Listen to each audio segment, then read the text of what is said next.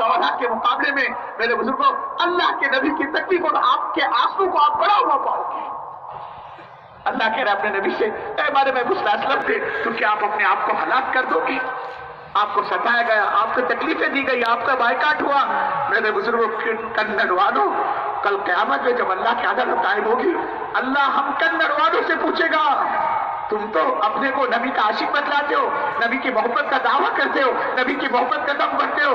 अरे ये 14वीं और 15वीं सदी में हमारे नबी का दीन बिक रहा था, दीन की धज्जियां उड़ रही थी, हमारे नबी सल्लल्लाहु अलैहि वसल्लम की उम्मत मुर्तद हो रही थी, और उम्मत मोहम्मदिया की बेटियां अपनी चाहत को पूरा करने के लिए अपने ईमान का सौदा कर रही थी, वो मुर्तद हो रही थी, अपने ईमान का जनाजा उठा निकाल रही थी। तुम अपने को नबी का आशिक बतलाते हो, अरे तुम्हारे नबी का तो बायकाट हुआ, तुम्हारे नबी के रास्ते में कांटे बिछाए गए, 7.5 किलोमीटर तक अल्लाह के नबी सल्लल्लाहु अलैहि वसल्लम को पूरी तरह से घसीटा गया। अम्मा जान माई सिद्दीक़ा आयशा रज़ी अल्लाह ताला हुज़ूर पाक सल्लल्लाहु अलैहि वसल्लम से बातचीत में लगी हुई थी, मियां बीवी की गुफ्तगू चल रही थी। अचानक ज़बान मुबारका से अम्मा जान के निकल पड़ा, या रसूलुल्लाह सल्लल्लाहु अलैहि वसल्लम, आपकी जिंदगी में आप पर सबसे सख्त दिन कौन सा आया? आप चौंक गए। आयशा, ये क्या सवाल किया तुमने? पूछा तो ये पूछा, ये पूछना था तुम्हें, ये पूछा तुमने? कहा आयशा सुन ले, जब तूने सवाल किया तो मैं तुम्हारे सवालों का जवाब भी दूंगा। फिर फरमाया, आयशा मैं तुझे क्या बताऊं, वो जो ताइफ का जख्म है आयशा आज तक भरा नहीं है, वो जख्म ताजा है सीने के अंदर। कहा आयशा तुझे पता है मेरी कौम ने क्या हाल बनाया मेरा?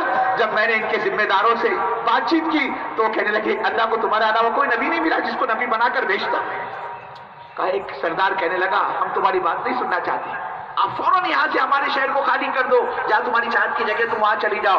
और कहा आयशा इस पर इक्तिफा नहीं किया, और उन्होंने शहर के आवारा और बदमाशों को मेरे पीछे लगा दिया, और इस तरह से उन्होंने मुझको पत्थरों से मारा है आयशा कि मेरे दोनों जूतों में खून जमा हो गया, और इतना खून बहा है आयशा कि अब मैं चलने के काबिल नहीं रहा। मैं कभी इधर लुढ़कता और कभी उधर लुढ़कता, और मुझे ऐसा लगा अब मैं जमीन पर गिर जाऊंगा। तो कहा आयशा मैंने जमीन पकड़ ली।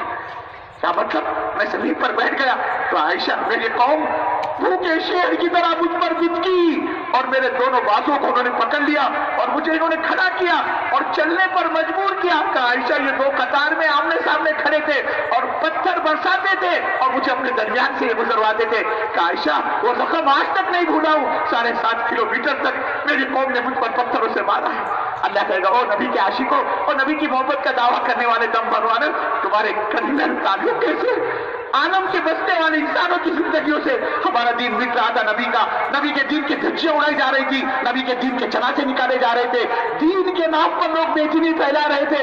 ऐ नबी के आशिकों, तुमसे तुम्हारा घर नहीं छूटता, तुम्हारी बीवी नहीं छूटती, तुम्हारे बच्चे नहीं छूटते, 4 महीने तुम्हारे कंधों पर हाथ रखो तो तुम करंट मारने लगते हो। अरे देखो हमने हमेशा के लिए अपने नबी को मक्के से बाहर निकाला, नहीं चाहते थे अल्लाह के नबी मक्का छोड़कर कहीं जाए। आपकी सांसों के दुश्मन बन गए मक्के वाले, यहां तक कि आपका मुहासरा करते करते आपके मकान को चारों तरफ से घेर लिया कि आज तो रात काम तमाम करना है, यानी नबी पाक सल्लल्लाहु अलैहि वसल्लम को खत्म ही कर डालना है। अल्लाह ने वही भेजी, हमारे महबूब सल्लल्लाहु अलैहि वसल्लम अब अलविदा कीजिए मक्के को, छोड़ दीजिए आप मक्का। नबी सल्लल्लाहु अलैहि वसल्लम अपने हुजरे से निकलते ही और अल्लाह ने इनके आंखों पर अंधेपन की पट्टी डाल दी, पर्दा पड़ गया, ये हुजूर को गुजरता हुआ नहीं देख सके।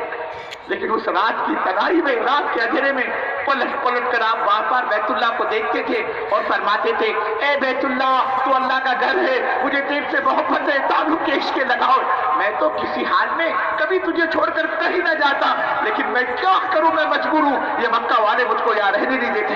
अल्लाह कहेगी, ओ नबी के आशिकों, तुमसे अपना घर 4 महीने चिल्ले के लिए छूटना, देखो हमने हमेशा के लिए अपने महबूब सल्लल्लाहु अलैहि वसल्लम को मक्के से बाहर निकाला। आखिरी वक्त आता है मदनी का, आखिरी वक्त है सरकार का, दरवाजे पर दस्तक हुई, अंदर आने की इजाजत मांगी जा रही थी। हजरत सफिया रज़ी अल्लाह ताला अन्हा, हजरत हफ्सा वहां मौजूद, हजरत आयशा वहां मौजूद, हजरत फातिमा वहां मौजूद।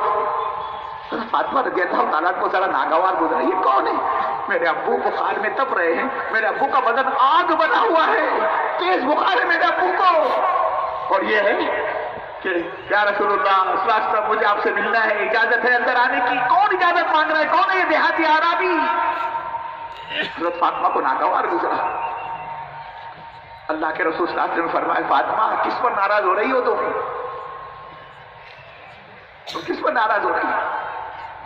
یہ آنے والے وہ ہیں کہ جب سے دنیا بنی ہے آج تک انہوں نے کسی سے ملنے کے لیے ملاقات کے لیے اجازت نہیں مانگی. بیٹی یہ تمہارے ابا کا مقام ہے جو اجازت مانگی جا رہی ہے. ارے یہ ملک الموت تو آنے دو ان کو. ملک الموت علیہ السلام حاضر ہوئے, آ کر سلام کیا, اللہ کا سلام پہنچایا اور کہا یا رسول اللہ صلی اللہ علیہ وسلم اللہ آپ سے پوچھ رہا ہے, پوچھو ہمارے نبی صلی اللہ علیہ وسلم کو کہ آپ ہم سے ملنا چاہتے ہیں یا اور آپ کو دنیا میں رہنا ہے؟ اللہ کو تو آپ سے اشتیاق ہے ملنے کا. اب آپ فرمائے آپ کیا چاہتے ہیں؟ آپ نے فرمایا میں بھی اپنے رب سے ملنا چاہتا ہوں. بس کیا تھا, ملک الموت علیہ السلام نے اب جان نکالنی شروع کی. اس کو روایتوں میں آتا ہے یہ جو موت کا فرشتہ ہے نا ملک الموت آدمی کی رب کو چھوتا ہے نا بس مرنے والی کی پہچان ختم ہو جاتی ہے. نہیں جانتی گھر والی یہ میرا جیون ساتھی ہے, میرا شوہر ہے, 50 سال سے میں اس کے ساتھ رہ رہا ہوں. مرنے والا شوہر نہیں پہچانتا اپنی بیوی کو, پہچان ختم ہو جاتی. اللہ کے نبی نے فرمایا موت کی سختی سے اللہ سے پناہ مانگو. آدمی کے جسم کی رگوں کو ایسے نچوڑا جاتا ہے جیسے گھر کی ماں بہنیں کپڑا نچوڑتی ہو. اللہ نے کہا والنازعات غرقا, قسم ان فرشتوں کی جو روح کو رگوں میں سے غوطے مار مار کر نکالتی. اللہ کے نبی کو تکلیف ہوئی موت کی, جان نکلنے کی. آپ نے فرمایا اسرائیل مجھے تکلیف ہو رہی ہے, کیا یہ اللہ کا حکم ہے کہ محمد رسول اللہ صلی اللہ علیہ وسلم کی روح کو تکلیف دے کر نکالا جائے؟ ملک الموت علیہ السلام نے عرض کیا یا رسول اللہ صلی اللہ علیہ وسلم اللہ کا تو یہ حکم ہے میرے عاشق کی, میرے نبی کی, میرے محبوب کی روح تم ایسی نکالو جان کے رت کی برابر ذرہ برابر بھی نہیں.